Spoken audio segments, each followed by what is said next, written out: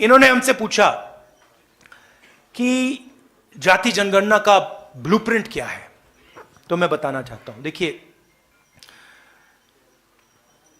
तेलंगाना में और कर्नाटक में हमारी सरकार है और वहां पे हम जाति जनगणना के कॉन्सेप्ट को डेवलप कर रहे हैं। तेलंगाना में हम जनता के साथ डिस्कशन करके जो हमारे कास्ट सेंसस में सवाल जाएंगे वो सवाल हम डेवलप कर रहे हैं और बहुत बेहतरीन सजेशंस आ रहे हैं, जनता से आ रहे हैं और हम लाखों लोग से डिस्कशन कर रहे हैं। जाति जनगणना का आइडिया मैं आपको बताना चाहता हूं, झारखंड के युवाओं को बताना चाहता हूं। देखिए, हिंदुस्तान में कम से कम 50% पिछड़े वर्ग के लोग हैं। कोई जानता नहीं कितने हैं। और जो पिछड़े वर्ग के युवा हैं, मैं आपसे बात कर रहा हूं, आपकी आबादी कोई जानता नहीं है, आपकी भागीदारी भी कोई जानता नहीं है। दलित 15% है, आपकी आबादी लोग जानते हैं मगर आपकी भागीदारी कोई नहीं जानता। आपका पार्टिसिपेशन कितना है, पावर स्ट्रक्चर में आप कितने लोग हो, कोई नहीं जानता। आदिवासी 8%, बीजेपी आपको वनवासी कहती है, इंसल्ट है, अपमान है आपका। आप 8% आपकी आबादी, भागीदारी कोई नहीं जानता। मगर जब मैं मीडिया के मित्रों को देखता हूं, कॉर्पोरेट इंडिया को देखता हूं, जुडिशरी को देखता हूं, प्राइवेट अस्पताल, प्राइवेट यूनिवर्सिटी, प्राइवेट कॉलेजेस, इनके मालिकों की लिस्ट देखता हूं, मुझे ना कोई आदिवासी दिखता है, ना कोई दलित दिखता है, ना कोई पिछड़े वर्ग का दिखता है। मीडिया के आप सबसे बड़े पत्रकारों की लिस्ट निकालिए, एंकर्स की लिस्ट निकालिए, वहां आपको आदिवासी नहीं मिलेगा, दलित नहीं मिलेगा, पिछड़े वर्ग का कोई नहीं मिलेगा। तो सवाल यह है कि 73% दलित आदिवासी पिछड़े लोग हैं और इनका हिंदुस्तान के पावर स्ट्रक्चर में कितनी जगह है, कितना पार्टिसिपेशन है। इस सवाल का हम जवाब निकालना चाहते हैं। मैं जानता हूं कि नरेंद्र मोदी जी ने 20-25 अरबपतियों का 16 लाख करोड़ रुपया कर्जा माफ किया है और मैं यह भी जानता हूं कि अगर हम उन कंपनीज के मालिकों की लिस्ट निकालें, उनकी सीनियर मैनेजमेंट की लिस्ट निकालें, जिन लोगों को करोड़ों रुपए की सैलरी मिलती है, उस लिस्ट में आपको एक दलित नहीं मिलेगा, एक आदिवासी नहीं मिलेगा, एक पिछड़ा वर्ग का व्यक्ति नहीं मिलेगा। मतलब हिंदुस्तान का उसमें रिप्रेजेंटेशन है ही नहीं। इसलिए हम जाति जनगणना की बात कर रहे हैं। इसलिए मैंने पार्लियामेंट हाउस में प्रधानमंत्री के सामने कहा कि देखिए, हम करेंगे, हम पता लगाना चाहते हैं कि 73% के पास कितनी भागीदारी है, कहां कहां हैं ये लोग। मनरेगा की लिस्ट में मिलते हैं, मजदूरों की लिस्ट में मिलते हैं, लाइन लगी हुई है। हम पता लगाना चाहते हैं हिंदुस्तान के पावर स्ट्रक्चर में कहां है। जाति जनगणना का यह कॉन्सेप्ट है और यह क्रांतिकारी कॉन्सेप्ट है।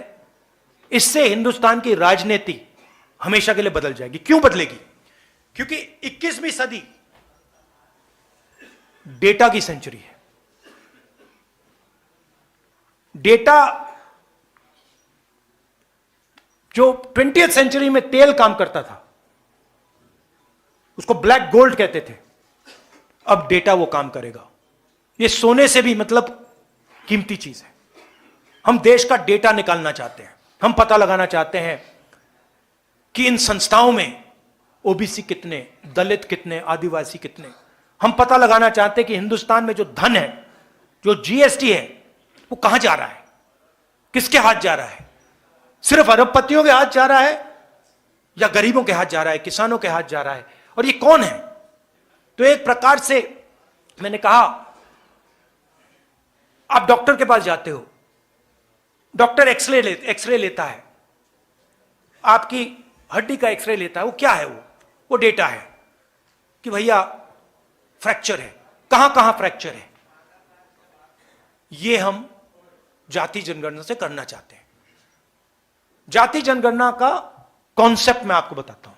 और जो ओबीसी युवा हैं, दलित, आदिवासी युवा और गरीब जनरल कास्ट के युवा, ये आपके लिए जरूरी है। माइनॉरिटीज के युवा, ये आपके लिए जरूरी है, समझना जरूरी है। क्योंकि ये सारे जो रास्ते बंद हो रखे हैं आपके लिए, जो बेरोजगारी फैल रही है, जो महंगाई बढ़ रही है, ये इसलिए हो रहा है क्योंकि आपका पूरा का पूरा धन 20-25 लोगों के हाथ में जा रहा है। छोटे व्यापारी, जैसे मैंने भी बोला, छोटे व्यापारी जो देश को रोजगार देते हैं, खत्म किए जा रहे हैं। तो ये हमारा लक्ष्य है।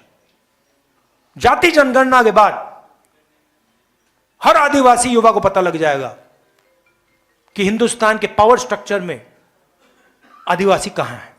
हर दलित को, हर पिछड़े वर्ग के व्यक्ति को पता लग जाएगा कि हिंदुस्तान के पावर स्ट्रक्चर में मेरा भाई कहां है, मेरा पिछड़े वर्ग का कौन कौन कहां है, सब ट्रांसपेरेंट हो जाएगा। और उसके बाद हम सचमुच में डेवलपमेंट की बात कर सकेंगे। उसके बाद हम सचमुच में एक नए तरीके से हिंदुस्तान में विकास ला पाएंगे। ये जो हमारा सिस्टम है, जो आज सिस्टम चल रहा है, जो नरेंद्र मोदी जी वाला है विकास का सिस्टम, जो मैंने आज आपको सेफ दिखाया, वो फेल हो गया, खत्म हो गया है। ये किसी काम का नहीं है। तो ये नेक्स्ट जनरेशन का जो डेवलपमेंट का पैराडाइम है, डेटा का पैराडाइम है, उसकी फाउंडेशन जाति जनगणना है। और हमने हजारों घंटे, हमारी पार्टी ने, हमारे नेताओं ने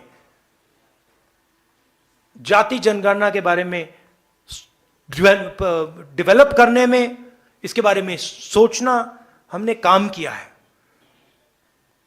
तो हम रेडी हैं।